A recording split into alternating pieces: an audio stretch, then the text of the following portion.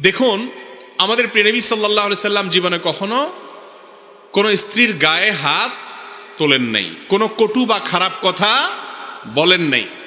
আজকাল অনেক পুরুষরা আছেন যারা স্ত্রীদের সাথে দুর্ব্যবহার করেন, ব্যবহার খারাপ করেন, মা বাপ তুলে গালিগালাজ করেন, অনেক অমানুষ আছেন মারধর পর্যন্ত করেন। ভালো করে শুনে রাখেন, রাসূল আকরাম সাল্লাল্লাহু আলাইহি সাল্লাম বলেছেন, খাইরুকুম খাইরুকুম লি আহলি ওয়া আনা খাইরুকুম লি আহলি। তিনি বলেছেন, তোমাদের মধ্যে ওই লোকটা সবচেয়ে ভদ্র লোক, সবচেয়ে ভালো মানুষ যে তার বউয়ের কাছে ভালো। আর নবীজি বলেছেন, আমি তোমাদের মধ্যে আমার পরিবারের কাছে সবচেয়ে ভালো মানুষ, আমার পরিবার আমাকে সবচেয়ে ভালো বলে। আপনি যদি আপনার স্ত্রীর কাছে খারাপ হন, আপনার স্ত্রী যদি আপনাকে অমানুষ মনে করে, তো পৃথিবীর সব মানুষ আপনাকে ভালো বললেও আল্লাহ ভালো বলে স্বীকার করবেন। এই জন্য স্ত্রীদের কাছ থেকে সার্টিফিকেট নেওয়ার চেষ্টা করবেন। সার্টিফিকেট